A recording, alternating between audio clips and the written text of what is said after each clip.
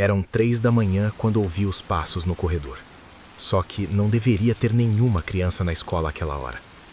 Meu nome é Carlos e trabalho como vigia de escola há 15 anos.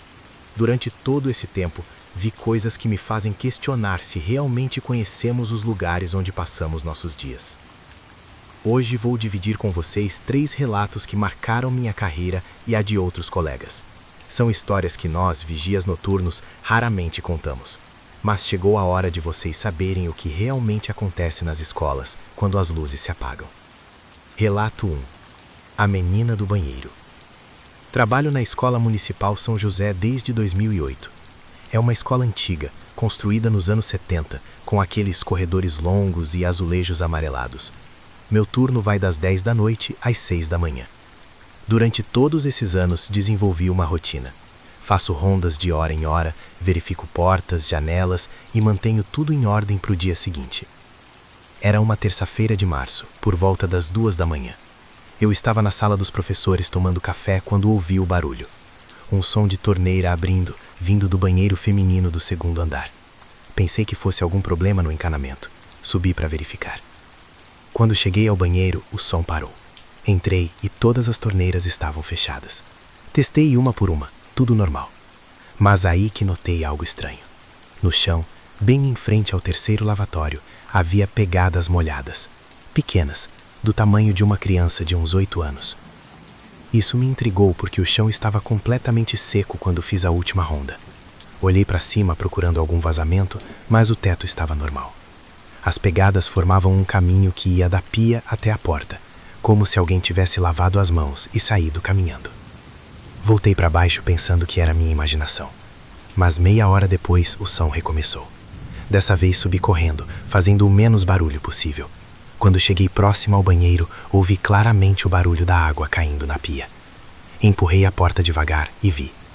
A torneira do terceiro lavatório estava aberta, com água jorrando. E ali, curvada sobre a pia, estava uma menina. Ela vestia o uniforme da escola, aquele modelo antigo com saia azul e blusa branca. O cabelo castanho estava preso em 2 Marias Chiquinhas. Por alguns segundos fiquei paralisado. A menina lavava as mãos calmamente, como se fosse a coisa mais normal do mundo. Quando finalmente consegui falar, minha voz saiu trêmula. "Oi, pequena, o que você está fazendo aqui?" Ela levantou o rosto e me olhou. Os olhos eram grandes, escuros, e havia uma tristeza profunda neles. Não falou nada, apenas me encarou por uns 5 segundos. Depois, simplesmente desapareceu, como se nunca tivesse estado ali. A torneira continuou aberta, a água escorrendo.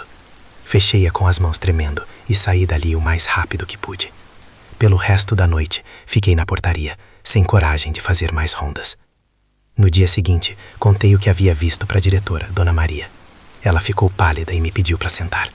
Foi então que ela me contou a história. Em 1987, uma aluna chamada Ana Paula havia morrido na escola. Era uma menina de 8 anos que sempre chegava cedo e ficava até mais tarde porque os pais trabalhavam. Um dia, ela estava brincando sozinha no pátio durante o recreio, quando tropeçou e bateu a cabeça na quina de um degrau. Morreu a caminho do hospital. A diretora me mostrou uma foto antiga da turma de 1987. Quando vi o rosto da menina, gelei. Era exatamente o que eu havia encontrado no banheiro. As mesmas Marias Chiquinhas, os mesmos olhos tristes, o mesmo uniforme. Dona Maria me disse que outros funcionários já haviam relatado coisas estranhas ao longo dos anos, mas ninguém nunca havia visto a menina tão claramente como eu. Sempre eram apenas sons, pegadas molhadas, torneiras que abriam sozinhas. Depois daquela noite, a aparição se tornou mais frequente. Sempre no mesmo horário, sempre no mesmo banheiro. Com o tempo, perdi o medo. A menina nunca fez nada além de lavar as mãos e me olhar. Era como se ela estivesse presa em uma rotina, repetindo algo que fazia em vida. O mais perturbador descobri meses depois, quando resolvi pesquisar a data exata da morte da Ana Paula. Percebi que as aparições sempre aconteciam no dia 15 de março, o mesmo dia em que ela havia morrido, 35 anos atrás. Relato 2. As carteiras que se movem. Este relato me foi contado pelo meu colega João, que trabalha no Colégio Santa Clara, uma escola particular no centro da cidade. João é vigia há 12 anos, e sempre foi uma pessoa cética, que não acreditava em nada sobrenatural. Até a noite em que tudo mudou. O colégio tem 3 andares e um sistema de câmeras de segurança em todos os corredores. O trabalho do João incluía fazer rondas a cada 2 horas e monitorar as imagens de segurança. Era um trabalho tranquilo, sem muitas surpresas. Tudo começou numa quinta-feira de setembro. João estava fazendo a ronda das 2 da manhã quando notou algo estranho na sala do 5º ano. As carteiras, que sempre ficavam organizadas em fileiras perfeitas, estavam fora do lugar. Algumas viradas para o lado, outras empurradas para o centro da sala. Pensou que os funcionários da limpeza haviam esquecido de arrumar. Organizou tudo e voltou para a portaria. Mas quando passou pela sala 1 hora depois, encontrou tudo bagunçado novamente. Dessa vez, as cadeiras também estavam fora do lugar, algumas inclusive empilhadas umas sobre as outras. João ficou irritado, pensando que alguém estava fazendo uma pegadinha. Arrumou tudo novamente e resolveu ficar de olho nas câmeras. A câmera do corredor mostrava a porta da sala perfeitamente. Se alguém entrasse, ele veria. Por volta das 4 da manhã, enquanto observava os monitores, ouviu algo que o fez gelar. Risadas. Risadas de crianças vindas do 2º andar. Sons baixinhos, como se fosse uma brincadeira secreta. Subiu correndo para investigar. O corredor estava silencioso, mas quando passou pela sala do 5º ano, viu que as carteiras estavam bagunçadas novamente. Dessa vez, formavam um círculo no centro da sala, como se as crianças tivessem se sentado para brincar de roda. Foi então que ele ouviu novamente. As risadas vinham de dentro da própria sala. João empurrou a porta e entrou. As risadas pararam imediatamente, mas ele podia sentir uma presença, como se houvesse várias pessoas ali, apenas invisíveis. Ei, quem está aí? Isso não é brincadeira. Silêncio total. Mas conforme seus olhos se acostumavam com a escuridão, João podia jurar que via sombras pequenas se movendo entre as carteiras. Sombras do tamanho de crianças. Acendeu a luz da sala e tudo parecia normal. Mas quando voltou para a portaria e checou as câmeras, viu algo que o fez questionar sua própria sanidade. A gravação mostrava as carteiras se movendo sozinhas. Elas deslizavam pelo chão lentamente, como se mãos invisíveis as empurrassem. E nas imagens, era possível ver sombras pequenas e escuras brincando entre os móveis. Na noite seguinte, João voltou preparado. Trouxe uma câmera portátil e resolveu gravar tudo de dentro da sala. Às 2 da manhã, se posicionou discretamente no corredor e apontou a câmera para dentro da sala. O que aconteceu depois foi além de qualquer coisa que ele poderia imaginar. As carteiras começaram a se mover sozinhas, formando diferentes arranjos. Primeiro um círculo, depois fileiras viradas para a lousa, como se houvesse uma aula acontecendo.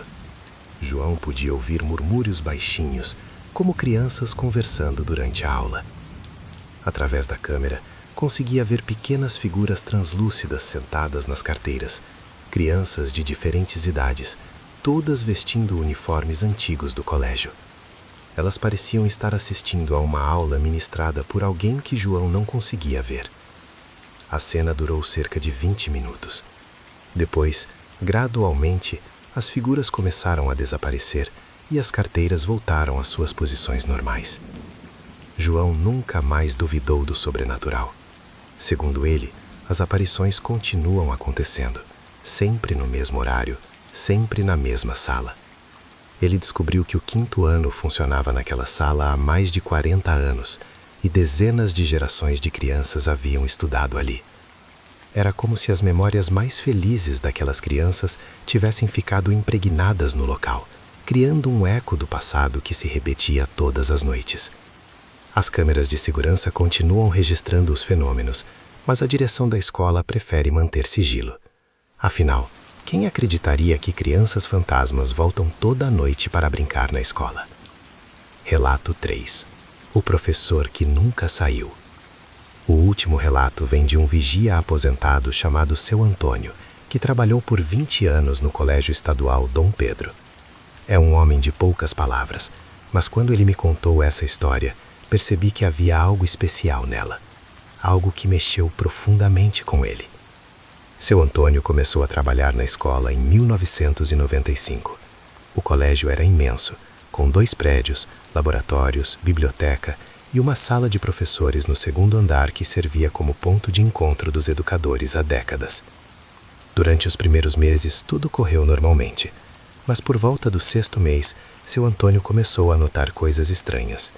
A luz da sala de professores acendia sozinha durante a madrugada.